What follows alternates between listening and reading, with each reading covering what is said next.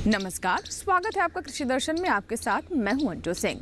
कृषि दर्शन आपका अपना कार्यक्रम जहां आपको मिलती हैं कृषि जगत से जुड़ी हुई तमाम नई जानकारियां। हमारी कोशिश होती है कि सभी जानकारियां हम आप तक पहुंचाएं ताकि आप उनका कृषि में उचित उपयोग कर सकें और ज़्यादा से ज़्यादा लाभ कमा सकें। हमेशा की तरह कार्यक्रम की शुरुआत होगी विज्ञान और किसान से, उसके बाद हम बात करेंगे कृषि स्टार्टअप की और अंत में दिखाएंगे फार्मिंग इंडिया। तो चलिए शुरुआत करते हैं आज के कृषि दर्शन की। सबसे पहले बात विज्ञान और किसान की। विज्ञान और किसान में आज हम बात करेंगे मुर्गी पालन की। मुर्गी पालन से हमारे किसान अतिरिक्त आय तो लेते ही हैं, साथ ही साथ इसके मांस में मौजूद प्रोटीन कुपोषण को भी दूर करता है। स्वास्थ्य विशेषज्ञ भी ये सलाह देते हैं कि रोजाना 2 अंडे खाने से कुपोषण दूर होता है। हमारे किसान मुर्गी पालन को व्यवसायिक रूप देकर बहुत लाभ कमा सकते हैं। तो आइए देखते हैं मुर्गी पालन पर हमारी ये विशेष रिपोर्ट।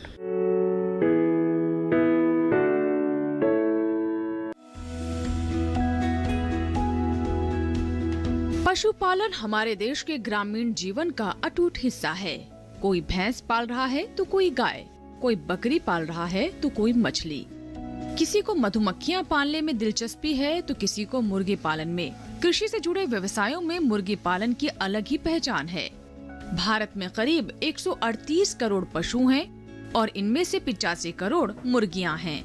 अंडा उत्पादन में भारत दुनिया में तीसरे जबकि मांस उत्पादन में 5वें स्थान पर है। जिस रफ्तार से मुर्गी पालन का व्यवसाय तरक्की कर रहा है, उसे देखते हुए लगता है कि अंडा उत्पादन में भारत जल्द ही दूसरे स्थान पर पहुंच जाएगा। पशुपालन के भी क्षेत्र में कुक्कुट पालन एक महत्वपूर्ण व्यवसाय है और विगत 4 दशकों में अगर हम देखें तो कुक्कुट पालन के व्यवसाय ने भी विश्व में नए आयाम स्थापित किए हैं। 4 दशकों पूर्व इस मुर्गी को सिर्फ हम घर के पिछवाड़े में मात्र कुछ अंडे उत्पादन देने वाली मुर्गी के नाम से जानते थे। 80 के दशक में हमारे वैज्ञानिकों के अथक परिश्रम से एक नई प्रजाति विकसित हुई जिसे मांस उत्पादन के लिए ब्रॉयलर के नाम से जाना गया और 90 के दशक के बाद से लगातार इसमें वृद्धि होते हुए आज हम इस स्थिति में पहुंच चुके हैं कि अंडा उत्पादन की दृष्टि से विश्व में भारत का तीसरा स्थान है। अंडा व्यवसाय में बेहतर संभावनाएं हैं क्योंकि भारत कुपोषण की चपेट में है और अंडे और मांस में अच्छी क्वालिटी की प्रोटीन होती है। दूसरी ओर भारत में प्रति व्यक्ति अंडा सेवन की सालाना दर महज 78 से 80 ही है, जबकि बेहतर स्वास्थ्य के लिए हर शख्स को रोजाना 2 अंडे खाने की सलाह दी जाती है। भारत में कुपोषण एक बहुत बड़ी समस्या और ज्वलंत समस्या है। महत्वपूर्ण मुर्गी के उत्पाद और सह उत्पाद इस समस्या से जूझने में हमारी बहुत हद तक मदद कर सकते हैं, क्योंकि अंडा और मांस 2 चीज़ें ऐसी हैं जिनमें ना तो इनका एडल्ट्रेशन संभव है, बल्कि इससे एक बहुत उच्च कोटि के प्रोटीन की हमें प्राप्ति होती है। तो अगर कुपोषण की समस्या से हमें निपटना है, खाद्य पोषण को अगर ध्यान देना है, आने वाली जनरेशन को अगर सुधारना है, उनको हेल्दी बनाना है, तो उस दृष्टि से भी मुर्गी पालन का व्यवसाय एक महत्वपूर्ण व्यवसाय बन सकता है। हमारे देश में मुर्गी पालन औद्योगिक स्तर पर पहुंच चुका है। इसका सालाना कारोबार 1,20,000 करोड़ हो गया है। इसके बावजूद इस क्षेत्र में अपार संभावनाएं हैं। वैसे भी मुर्गी पालन अब कोई मुश्किल काम नहीं रहा। इस कारोबार से जुड़ा हर सामान अब देश में उपलब्ध है। जहाँ तक मुर्गी पालन के क्षेत्र को देखें तो हमारे देश में ये 2 प्रमुख हिस्सों में बटा हुआ है।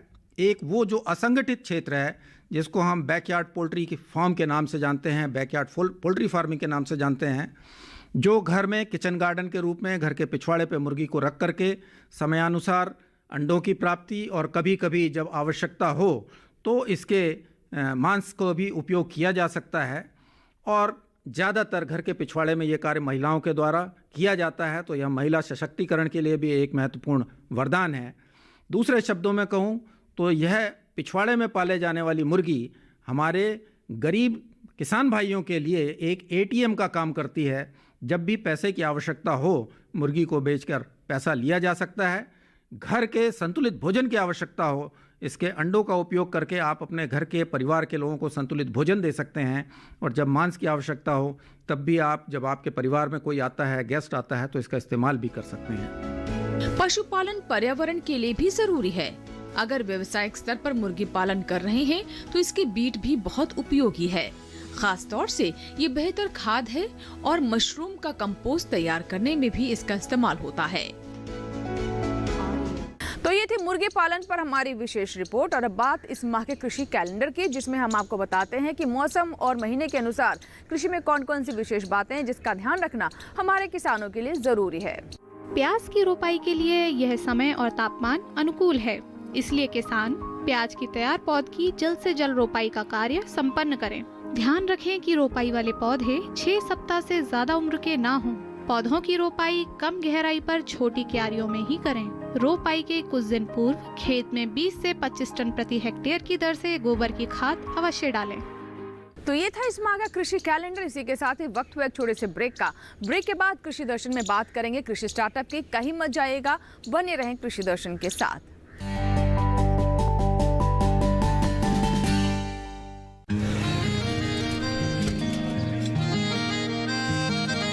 क्या बात है भाई, आजकल तो काफी खुश नजर आ रहे हो। क्यों ना हूँ, अब मैं ऑर्गेनिक खेती जो कर रहा हूँ ये पूरा प्राकृतिक है, ऑर्गेनिक है। इसमें हमारे खेत, हमारी फसल और हमारी जेब सब फायदे में होते हैं और इसमें लागत भी कम है। जी हाँ, आप भी ऑर्गेनिक खाद का प्रयोग करें, अपनी फसल और मिट्टी को तंदुरुस्त बनाएं और आपकी आमदनी में इजाफा करें। अधिक जानकारी के लिए किसान call centre toll free number 1800-180-1551 पर कॉल करें और लॉग ऑन करें kisan.gov.in और farmer.gov.in। कृषि और किसान कल्याण मंत्रालय द्वारा किसान हित में जारी।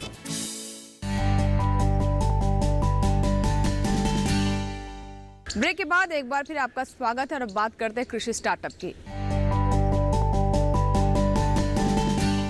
कृषि स्टार्टअप में आज हम आपकी मुलाकात करवाने वाले हैं पद्मश्री सम्मान से नवाजे गए पोपटराव बागूजी पवार से। जी हां, इन्होंने पूरा जीवन अपने गांव को हरा भरा बनाने में लगा दिया। कोई भी गांव या कस्बा अगर पानी के अभाव में होता है तो वहां विकास होना नामुमकिन हो जाता है और ऐसा ही कुछ हो रहा था पोपटराव बागूजी पवार के गाँव में। इसीलिए उन्होंने ठान ली कि अपने गाँव को हरा भरा बनाएंगे और विकास की धारा से जुड़ेंगे। तो आइए देखते हैं उनकी कामयाबी की कहानी।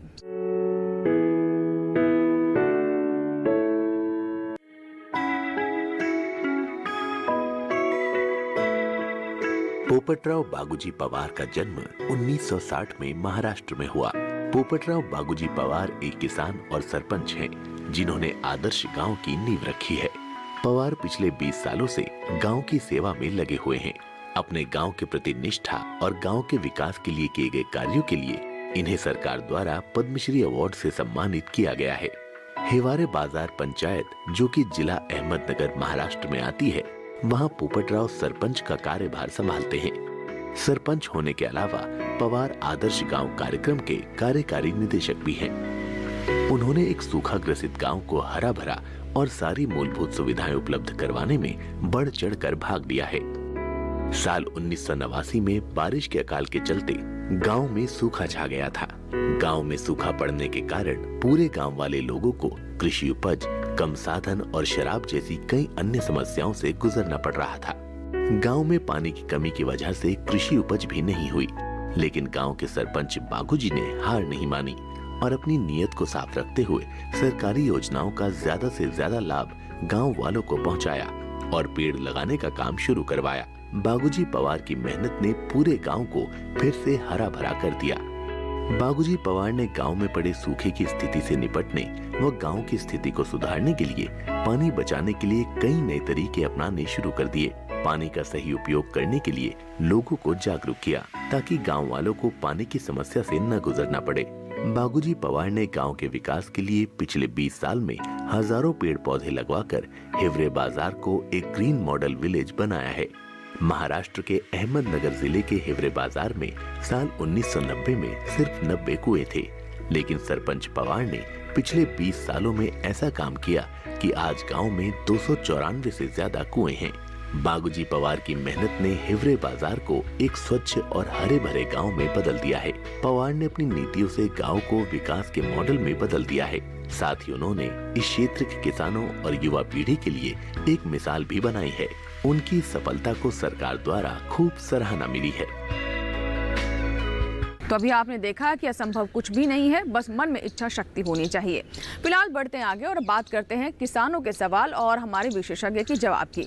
जी हाँ, हमारे किसानों के मन में कई सवाल होते हैं, लेकिन कई बार विशेषज्ञों से उनको जवाब नहीं मिल पाते, जिसके चलते उनको कई बार नुकसान भी हो जाता है। तो आइए देखते हैं कि आज किन सवालों के जवाब दे रहे हैं हमारे विशेषज्ञ। प्रश्न हम ले लेते हैं विकास शर्मा जी का, जो कि रसौली जिला बदायूं से उत्तर प्रदेश से पूछ रहे हैं। बांस के अचार की जानकारी और उसके फायदे। जब हम बैम्बू के अचार की बात करते हैं तो आमतौर पे ये उत्तर पूर्व भारत में जैसे सिक्किम है, नागालैंड है, मणिपुर है, इन राज्यों में काफ़ी प्रचलित है। और इसके बनाने की जो विधि है, हमारे बहुत से कृषि विज्ञान केंद्र हैं जो इस कार्य में लगे हैं और किसानों को या दूसरे जो भी उद्यमी हैं उनकी मदद करते हैं। इस अचार के काफ़ी फ़ायदे हैं क्योंकि इसमें काफ़ी औषधीय गुण हैं, जैसे एंटीवायरल है, एंटीबैक्टीरियल है, इसमें पोटेश की मात्रा है, काफ़ी मिनरल्स हैं। तो इसके बनाने की जो विधि है, आप किसी भी अध्यक्ष को लिखेंगे कृषि विज्ञान केंद्र के, तो वो आपको इसकी पूरी जानकारी उपलब्ध करा देंगे, क्योंकि उस क्षेत्र में इसकी काफ़ी उपलब्धता मौजूद है, इसकी विधि भी अच्छे तरीके से तैयार है। तो आप उनके कृषि विज्ञान केंद्र के जो अध्यक्ष हैं उनको लिख दीजिए और वो पूरी जानकारी आपको उपलब्ध करवाएंगे। इसी के साथ ही यहाँ वक्त हुआ एक छोटे से ब्रेक का। ब्रेक के बाद भी कृषि दर्शन जारी रहेगा, कहीं मत जाइएगा, देखते रहें कृषि दर्शन।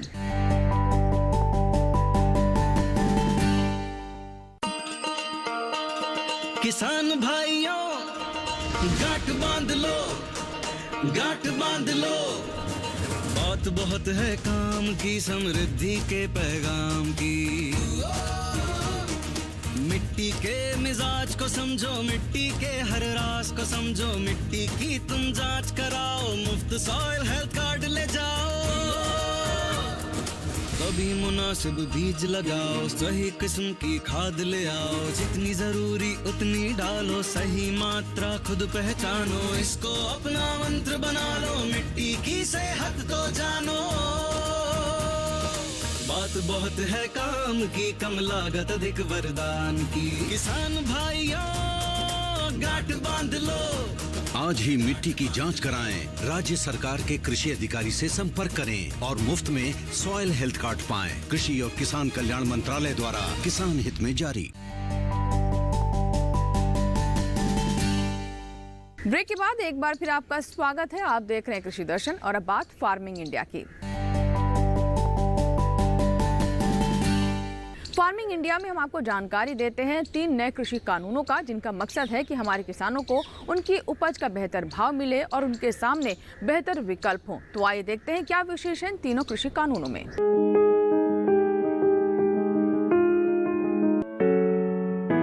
भारत सरकार द्वारा हाल ही में 3 कृषि कानून बनाए गए हैं। ये कानून मंडी में सुधार, अनुबंध खेती और आवश्यक वस्तु संशोधन कानून से जुड़े हैं। इस कानून से खेती किसानी एवं किसानों के जीवन में आमूलचूल परिवर्तन होगा।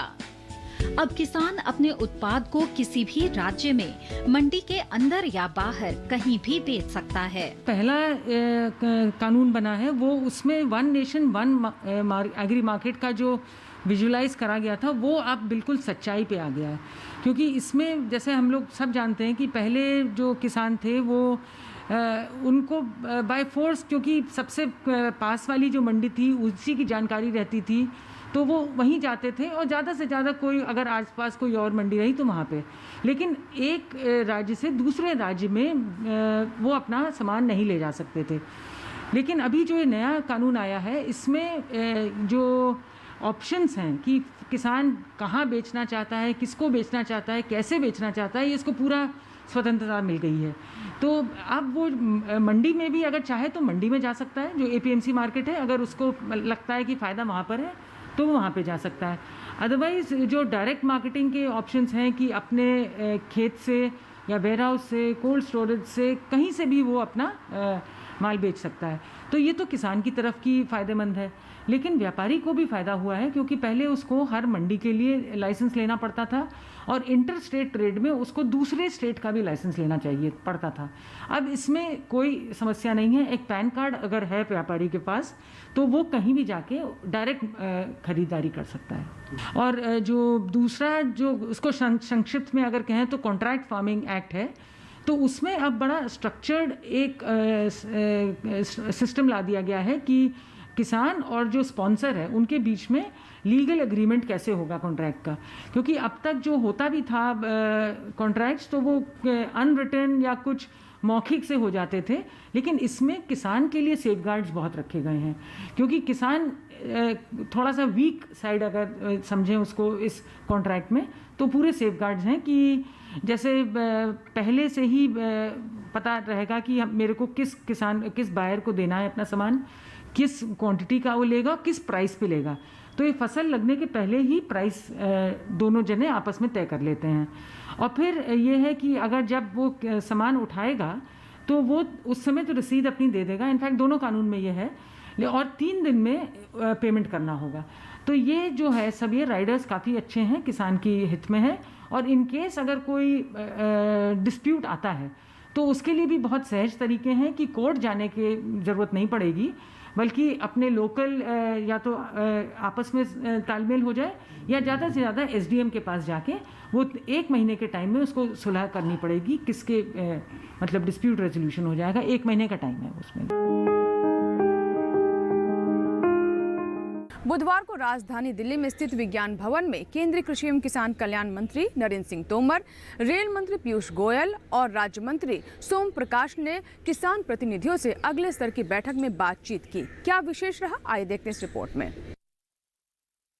माननीय कृषि मंत्री श्री नरेंद्र सिंह तोमर, रेल मंत्री श्री पीयूष गोयल और वाणिज्य और उद्योग राज्य मंत्री श्री सोम प्रकाश जी ने दिनांक 30 दिसंबर 2020 को विज्ञान भवन नई दिल्ली में किसान संगठनों के प्रतिनिधियों से छठे दौर की वार्ता की।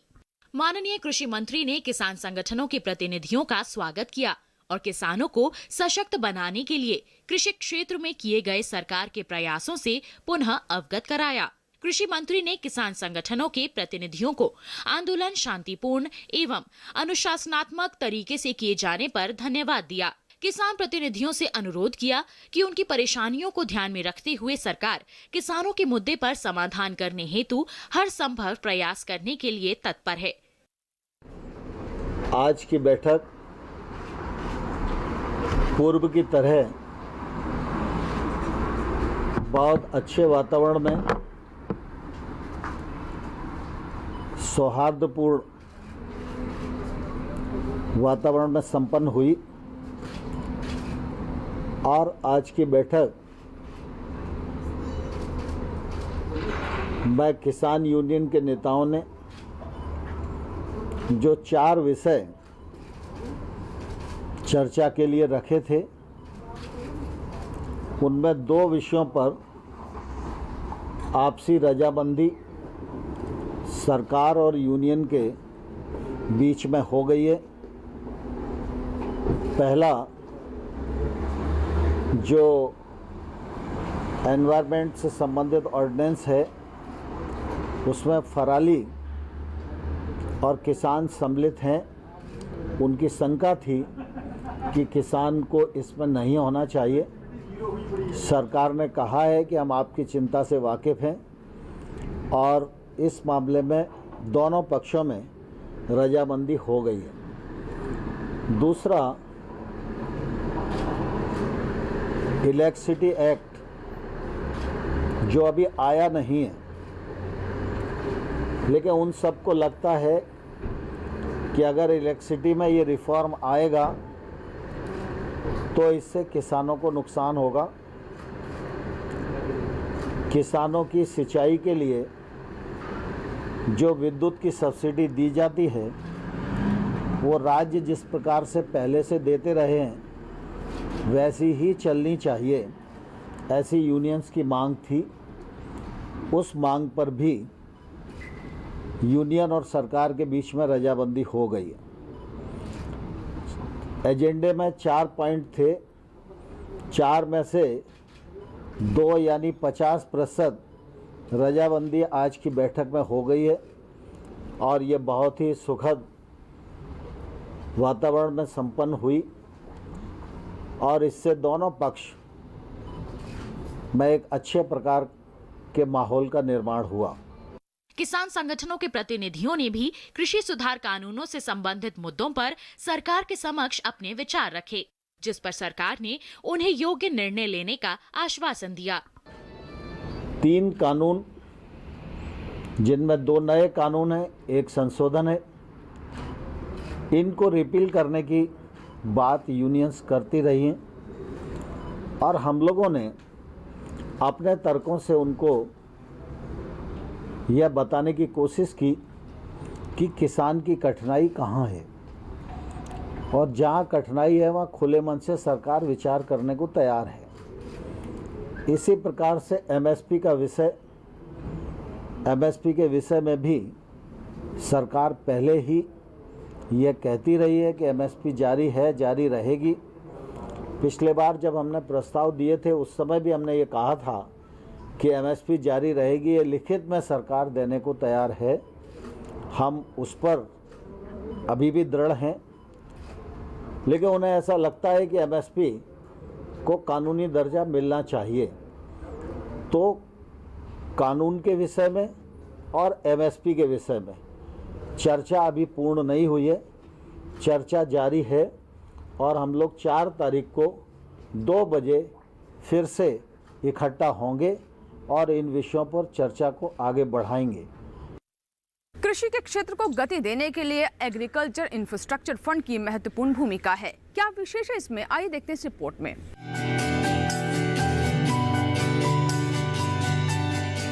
कृषि क्षेत्र के लिए अवसंरचना यानी बुनियादी ढांचा बहुत ही महत्वपूर्ण है। आंकड़े बताते हैं 15 से 20% उपज खरीदार तक पहुंचने से पहले ही बर्बाद हो जाती है। बर्बादी के बड़े कारणों में भंडारण की सही व्यवस्था का अभाव और प्रसंस्करण इकाइयों की कमी है।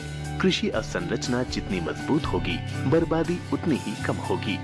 1 लाख करोड़ की धनराशि ग्रामीण क्षेत्रों में भंडार गृहों, शीत गृहों, पैक हाउस के निर्माण और उनके विकास के अलावा बाजार व्यवस्था को दुरुस्त करने पर खर्च होगी। इसके साथ साथ प्रसंस्करण इकाइयां, निजी उद्यम, किसान उत्पादक संगठन और प्राथमिक कृषि ऋण समितियां, विपणन सहकारी समितियां भी इसका लाभ ले सकती हैं। साथ ही संयुक्त देयता समूह, बहुउद्देशीय सहकारी समितियां, कृषि उद्यमी, स्टार्टअप और संग्रहित अवसंरचना प्रदाता भी इसके हकदार होंगे। केंद्रीय एजेंसियां, राज्य एजेंसियां या स्थानीय निकायों की ओर से प्रायोजित सार्वजनिक निजी भागीदारी परियोजनाएं भी इस योजना का हिस्सा बन सकती हैं। कृषि अवसंरचना कोष असल में मध्यम या लंबी अवधि के ऋण की सुविधा प्रदान करता है। खास बात यह है कि सभी तरह के ऋणों में हर साल 2 करोड़ रुपए की सीमा तक ब्याज में 3% की छूट दी जाएगी। ये छूट अधिकतम 7 साल के लिए होगी। इसके अलावा 2 करोड़ रुपए तक के ऋण के लिए क्रेडिट गारंटी कवरेज भी उपलब्ध होगा। पुनर्भुगतान के लिए ऋण स्थगन कम से कम 6 महीने और ज्यादा से ज्यादा 2 साल के लिए हो सकता है। विशेषज्ञों का कहना है कि खेती और कृषि प्रसंस्करण आधारित गतिविधियों के लिए औपचारिक ऋण सुविधा ग्रामीण इलाकों में रोजगार के कई अवसर उत्पन्न करेगी। और अब बात करते हैं मोबाइल ऐप के बारे में। जी हाँ, इस भाग में हम आपको कृषि संबंधी अलग अलग ऐप्स के बारे में जानकारी देते हैं। तो आइए देखते हैं आज हम किस ऐप के बारे में आपको जानकारी दे रहे हैं। नेशनल एग्रीकल्चर मार्केट भारत सरकार द्वारा परिवर्तित एक Akhil Bharatiya electronic trading portal है। यह ऐप कृषि जिंसों के लिए एकीकृत राष्ट्रीय बाजार बनाने के लिए मौजूदा मंडियों को नेटवर्क करता है। व्यापारियों द्वारा दूरस्थ बोली लगाना, किसानों तक पहुंच और उनके स्मार्टफोन पर कृषि संबंधित जानकारी पहुंचाना है। देश की किसी भी मंडी में फसल के न्यूनतम और अधिकतम फसल की जानकारी ले सकते हैं। व्यापार के लिए उपलब्ध लॉट के लिए बोली लगा सकते हैं, एक नई बोली दर्ज कर सकते हैं या अंतिम बोली मूल्य बदल सकते हैं। खुली नीलामी के मामले में न्यूनतम और अधिकतम बोली मूल्य देख सकते हैं। विजेता सूची, बोली और प्रतिक्रिया साझा कर सकते हैं। हमारे किसानों को अपनी उपज का सही भाव मिले, इसके लिए बहुत जरूरी है कि मंडी भाव की जानकारी उन्हें समय समय पर मिलती रहे। तो आइए देखते हैं मंडी भाव। हिमाचल प्रदेश की हमीरपुर मंडी में सेब का मंडी भाव 8,500 रुपए प्रति क्विंटल दर्ज किया गया। वहीं मंडी शहर में सेब का भाव 7,000 रुपए प्रति क्विंटल रहा।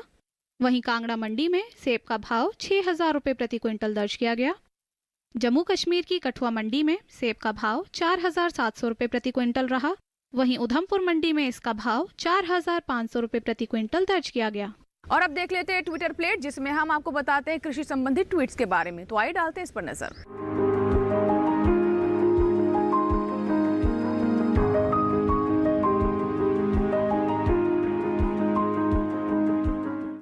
इसी के साथ ही आज के कृषि दर्शन में फिलहाल इतना ही। अगर आपके कोई सुझाव है, आप हमें पत्र लिख सकते हैं। हमारा पता है कृषि दर्शन, कमरा नंबर 58, CPC, दूरदर्शन, खेलगांव, नई दिल्ली 110049।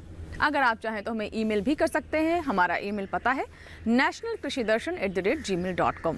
तो अभी के लिए फिलहाल इतना ही। कृषि दर्शन के अगले अंक में फिर होगी आपसे मुलाकात नई जानकारियों के साथ। तब तक के लिए आप बने रहें दूरदर्शन किसान के साथ। नमस्कार।